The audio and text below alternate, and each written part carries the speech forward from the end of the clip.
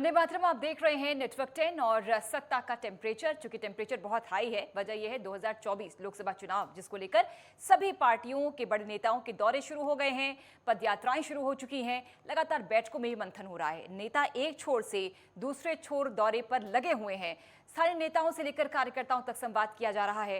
राहुल गांधी कल कन्याकुमारी में थे, तो कुछ दिन पहले अमित शाह ने मुंबई का दौरा किया। वहीं पिछले दिनों नीतीश कुमार ने दिल्ली दौरे पर कई नेताओं से मुलाकात की थी। वहीं सीएम योगी आदित्यनाथ यूपी को छान रहे हैं। ऐसे में साफ संदेश है कि 2024 के लिए मंथन और संवाद और चर्चा और स्ट्रैटेजी सब दलों की अपनी अपनी है और बहुत मुस्तैदी के साथ तमाम दल, तमाम दिग्गज, बड़े नेता खाक छान रहे हैं। दौरे शुरू हो चुके हैं, मेल मुलाकातों का सिलसिला शुरू हो चुका है और 2024 की ये बड़ी तैयारी, क्योंकि 2024 हर दल के लिए बेहद खास है, खासतौर पर बीजेपी और कांग्रेस के लिए। बीजेपी खुद को दोहराना चाहती है, ऐतिहासिक जीत दोबारा दोहराना चाहती है। वहीं कांग्रेस की बात की जाए तो ये वर्चस्व की जंग है, उसकी साख की आर पार की लड़ाई है। ऐसे में कांग्रेस भी आक्रामक अंदाज में कई मुद्दों को उठा रही है और कल से भारत जोड़ो यात्रा की कांग्रेस ने शुरुआत भी कर दी है। खास पैनल हमारे साथ अमित त्रिपाठी, नेता बीजेपी, टीना कर्मवीर, नेता कांग्रेस, और अमनप्रीत कौर, वरिष्ठ पत्रकार, हमारे साथ जुड़ गए हैं। आप तीनों का बहुत बहुत स्वागत है।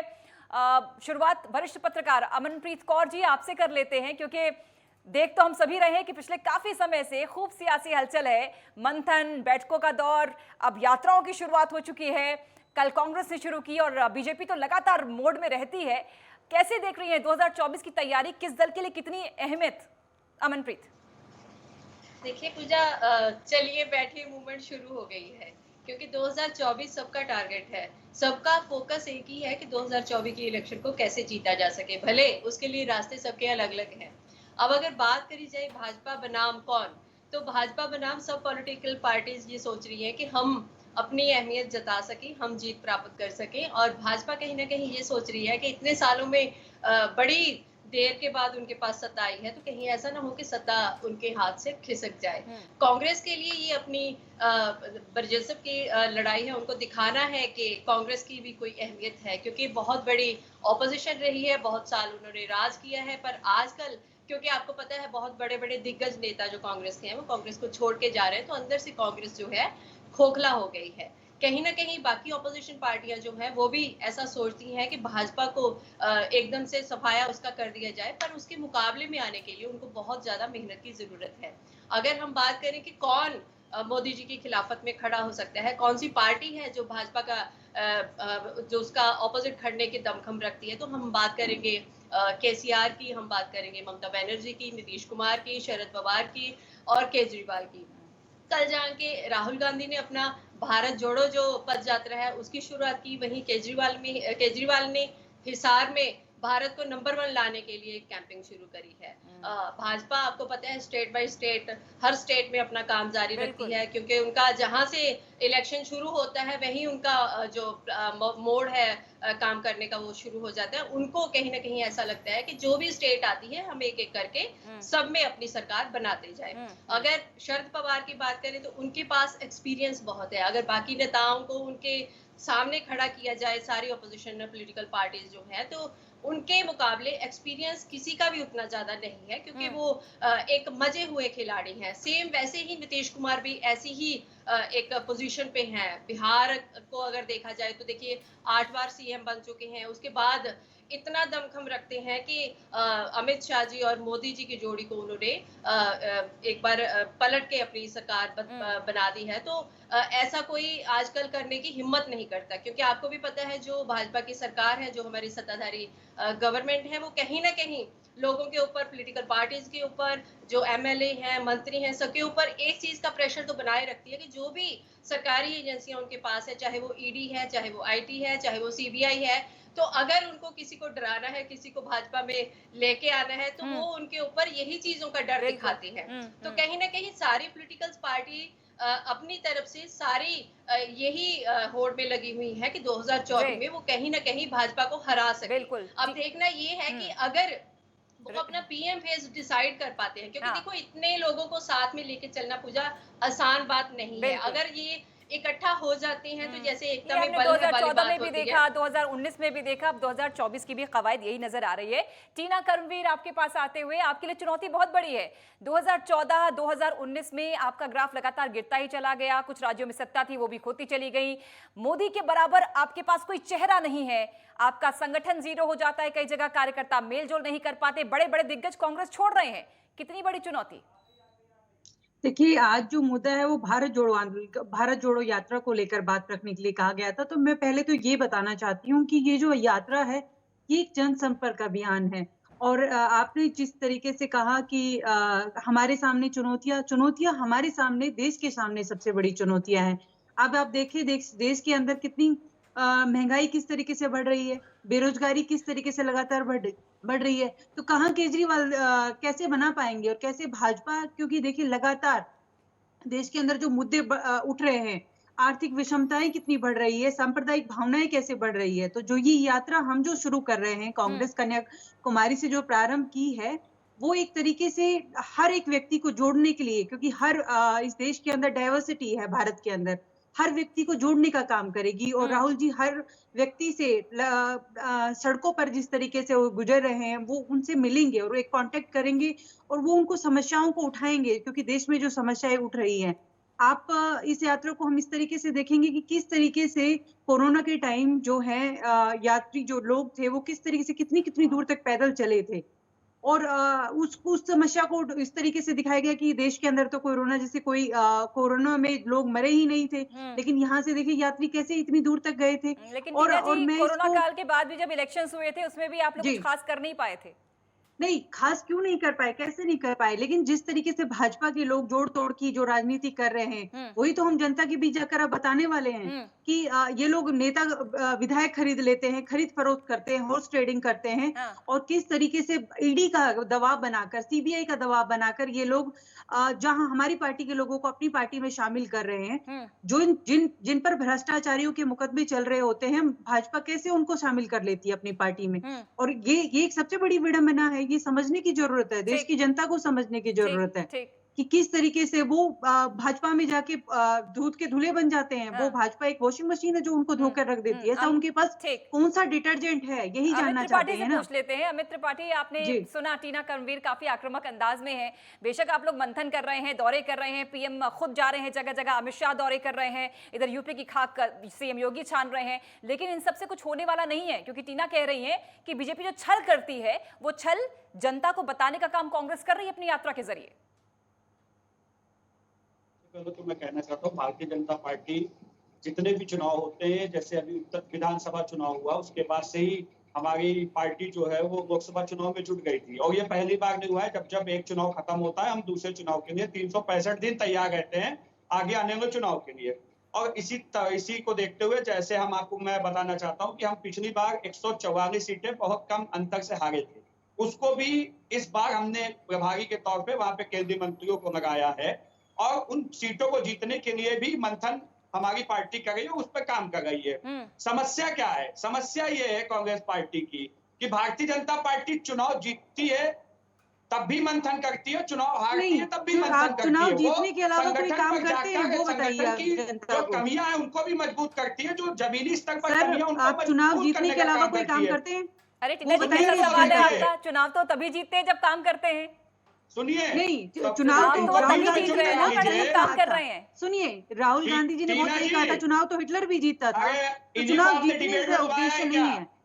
नहीं, इन्हीं को चुनाव डिबेट में जीतना, बुलाया है क्या चुनाव आपने? तो आप जिस तरीके से जोड़-तोड़ से जैसे जीत लेते हैं, तो चुनाव जीतने का ही एक संकल्प है आप लोगों के मैं पास। इसके अलावा क्या जो देश इन्हीं में का महंगाई है, कांग्रेस पार्टी का ही पक्ष लेने के लिए नहीं बुलाया नहीं, गया है अमित जी क्या अपनी सिर्फ? बात, टीना जी थोड़ा शांत हो जाइए, अमित जी को सुनने दीजिए पहले। अब जहां तक की बात है, इन्होंने कहा कि हॉर्स ट्रेडिंग कर लेते हैं। अरे मैं पूछना चाहता हूं, कांग्रेस पार्टी में ऐसे नेता ही क्यों है जो बिक जाते हैं? क्या बिकाऊ होते हैं क्या कांग्रेस के नेता, जो आप बार बार अपने ही नेताओं को आप इस तरीके से जलील करने का काम करते हैं कि हमारे विधायकों को खरीद लिया, ये कर दिया, वो कर दिया। देखिए, मैं सबसे बड़ी चीज आपसे कहना चाहता हूं, आज कांग्रेस पार्टी के जो नेता हैं जिनको ये काफी आक्रामक अंदाज में अमित त्रिपाठी, थोड़ा टेक्निकल फॉल्ट है। जी जी अमित। देखिए, जिस तरीके से ये अपने को, जिस नेता को ये प्रधानमंत्री बनाना चाहते हैं, वो एक मनोरंजन के साधन से ज्यादा और कुछ नहीं है देश के लिए। अभी आपने देखा कि एक रैली में उन्होंने किस तरीके से लीटर और किलो के अंतर में किस तरीके से देश की जनता ने उन पर हंसने का काम किया है।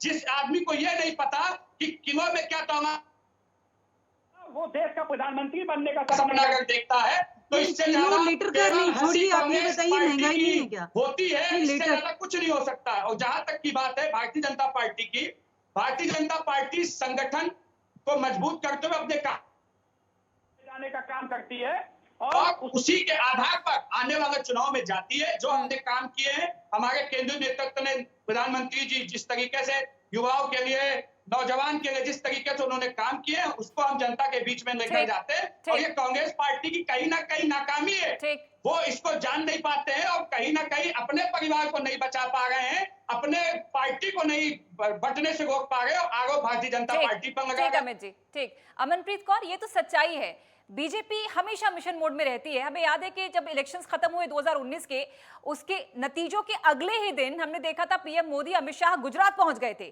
उन्होंने वहां कैंपेन शुरू कर दिया था। यही खासियत है बीजेपी की कि लगातार मिशन मोड में रहती है, लेकिन कांग्रेस बहुत देर में जागती है, बहुत देर से यात्राएं, बैठकों का दौर या मंथन, और किसी भी हार से क्या सबक नहीं लेती कांग्रेस? यही डिफरेंस है दोनों पार्टियों का। अगर भाजपा 3 से 300 प्लस हो गई है और कांग्रेस एक इतनी बड़ी जो राज कर रहे, इतने सालों से राज कर रही थी, वो एकदम अभी ऑपोजिशन में खड़ने के लायक भी नहीं है। तो दोनों पार्टियों में ये जो डिफरेंस आया है कि बीजेपी यहाँ चली गई है और कांग्रेस यहाँ आ गई है, तो ये इनकी स्ट्रेटेजी का ही असर है।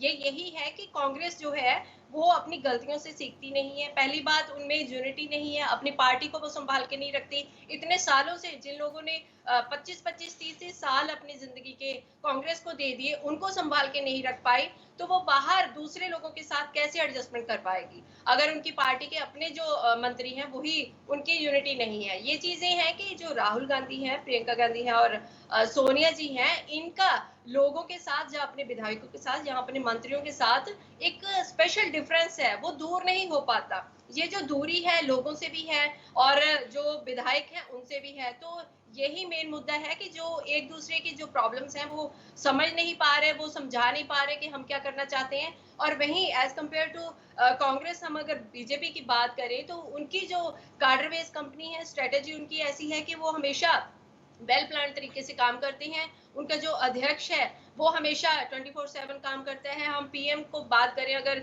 ऑपोजिशन वाले ऐसा कहते तो हैं कि चुनाव रैली में पीएम का क्या काम, पर आपने देखा होगा कि गृह मंत्री, सीएम, जो भी इनके पीएम, सब लोग इन्वॉल्व हो जाते हैं चुनाव की रैली में। और जो भी जहां पे भी कैंपिंग होती है वहां पे ये सब लोग एकदम से, जो भी स्टेट में इलेक्शन होने जा रहे होते हैं वहां पे भाजपा के सब लोग वहां पे चले जाते हैं और कैंपिंग में अपना अपना एरिया संभाल के जो जो किसी को काम दिया जाता है वो वेल प्लान तरीके से करते हैं। यही कारण है कि वो ग्रो कर रहे हैं।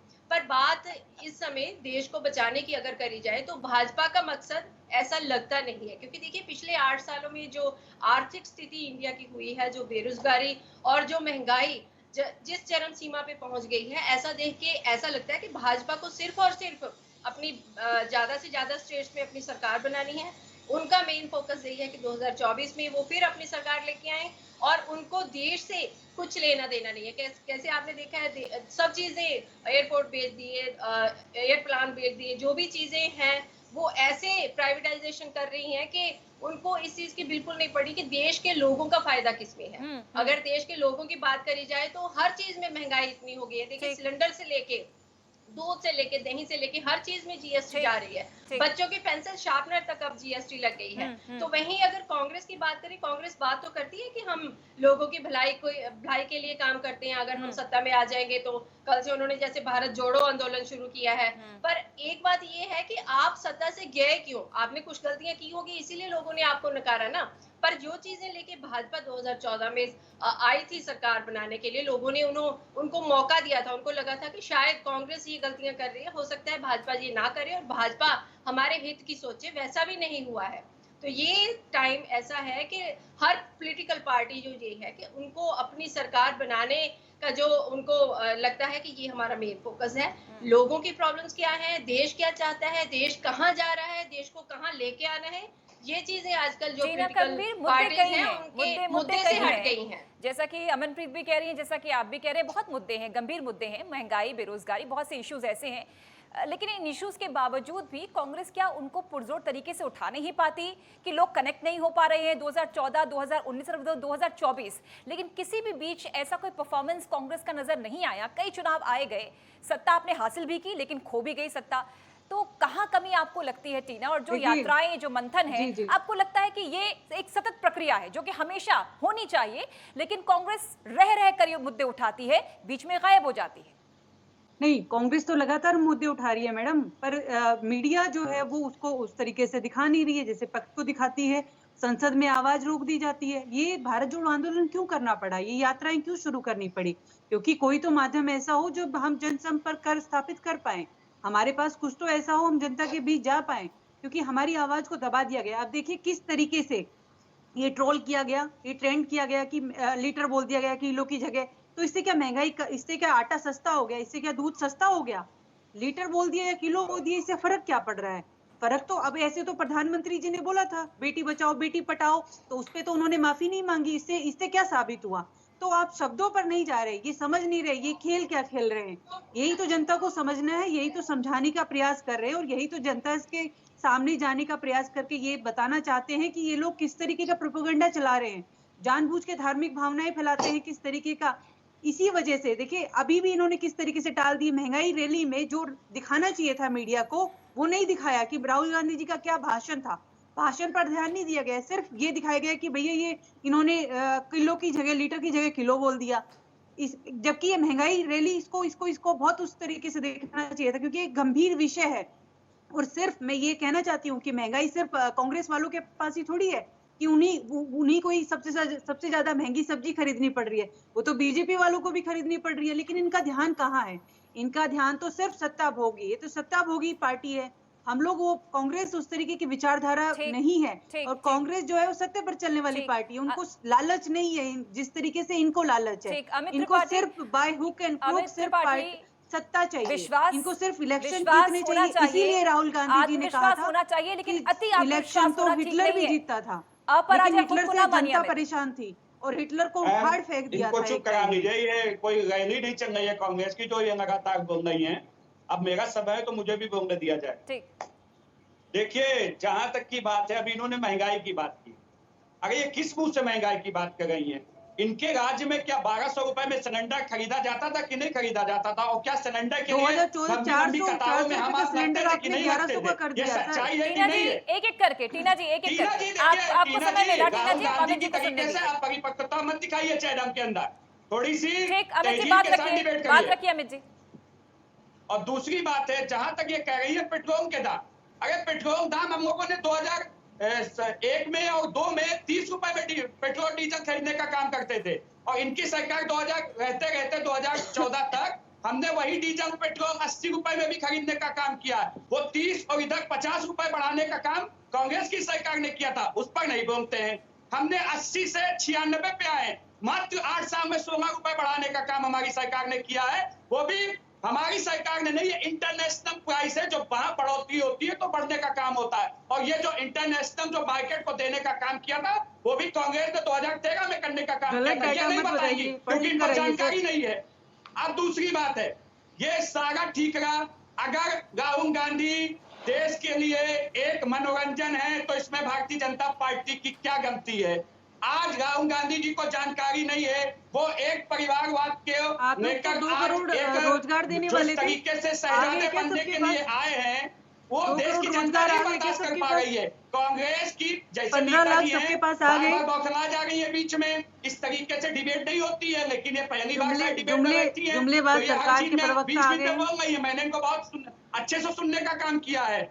लेकिन आज मैं आपसे बता देना चाहता हूँ, 2019 में यही कांग्रेस के नेता, यही तो जो आपके अखिलेश यादव जी थे और आपके राहुल गांधी जी 2017 में उसमें माफ कीजिएगा विधानसभा चुनाव में क्या कहते थे कि दहाई का आंकड़ा नहीं छू पाएगी भारतीय जनता पार्टी, और उत्तर प्रदेश की जनता ने इनको रिजेक्ट किया।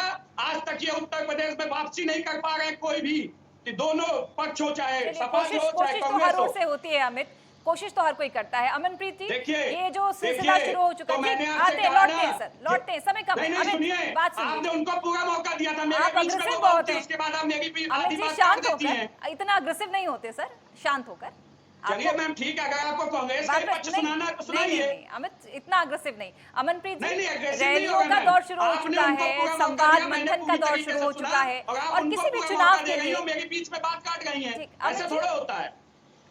नाराज नहीं आपके सर, जाने का नाराज नहीं, समय हो वापस गया, सर। लौटेंगे। अमनप्रीत जी, ये जो रैलियां हो रही हैं, दौरे हो रहे हैं, मंथन बैठ के, ये बहुत जरूरी भी है। अगर आप एक हेल्दी कंपटीशन चाहते हैं इलेक्शंस के लिए, तो बहुत जरूरी है कि हर कार्यकर्ता, हर नेता जाए जनता के बीच में से संवाद करे, आपसी संवाद हो, ताकि एक मजबूत लोकतंत्र हो, चाहे सरकार मजबूत बने या विपक्ष मजबूत बने।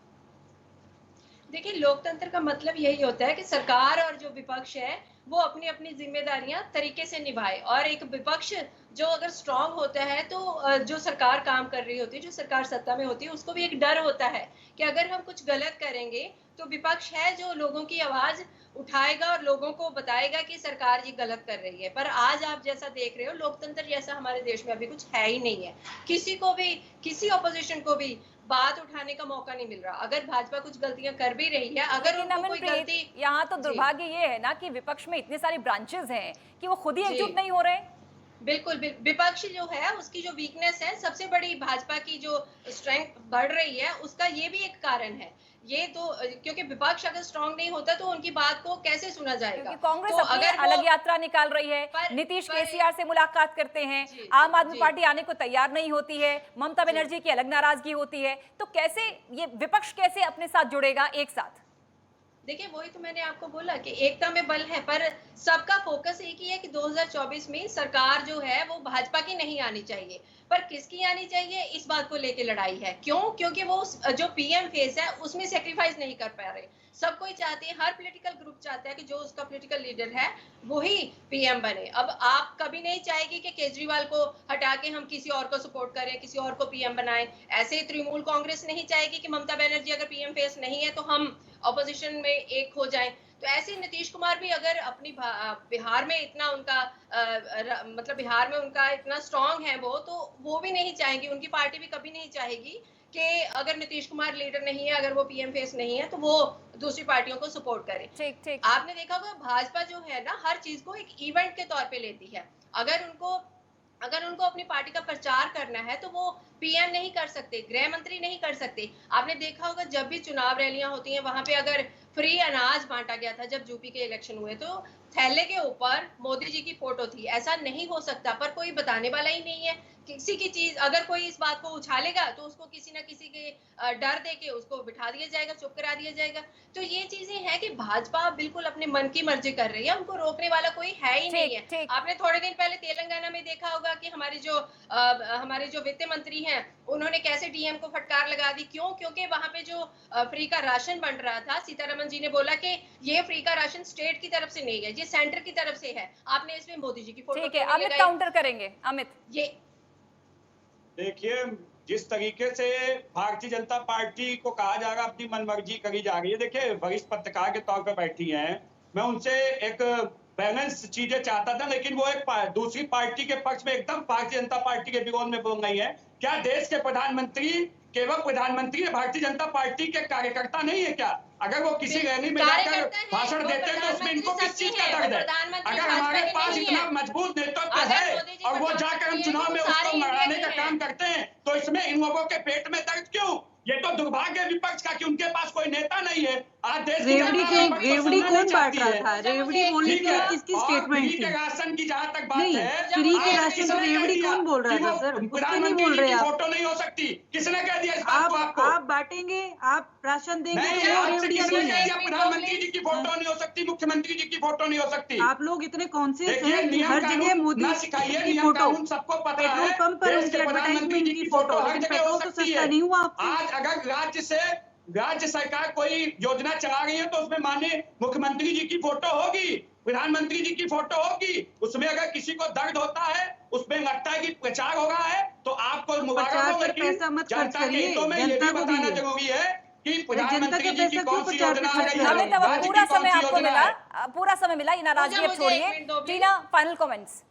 पूजा मुझे एक देखिए मिनट दो। ठीक, लौटते इनको मैम, एक सलाह ये है कि ये सिर्फ प्रचार ना करे मोदी जी का, काम भी करके दिखाए। इनको इसीलिए बिठाया, काम 8 साल करें, में क्या आप चिंता किया? मत कीजिए 2 पत्रकार जी।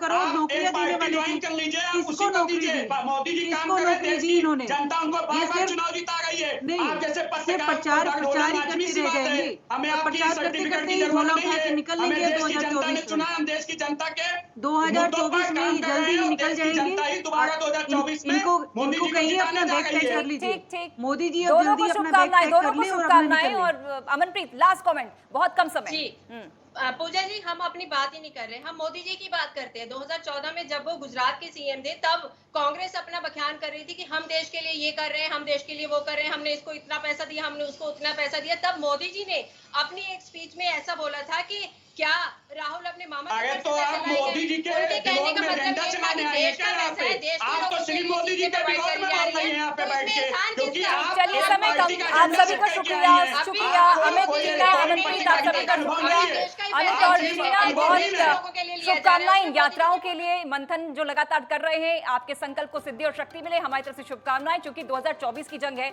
जो आसान नहीं है, ऐसे में हर दल बहुत सक्रिय है और ये स्वाभाविक भी है। अब नेताओं की गतिविधियां और तेज होंगी, मुद्दे उछाले जाएंगे, रोड शो भी होंगे, रैली के जरिए भी लोगों को प्रभावित करने की कोशिश की जाएगी। देखना होगा कि 2024 की जंग कौन कितनी आसानी से जीतता है। फिलहाल सत्ता के टेम्परेचर में इतना ही। एक ब्रेक के लिए रुक रहे हैं, खबरें लगातार जारी हैं। जय हिंद।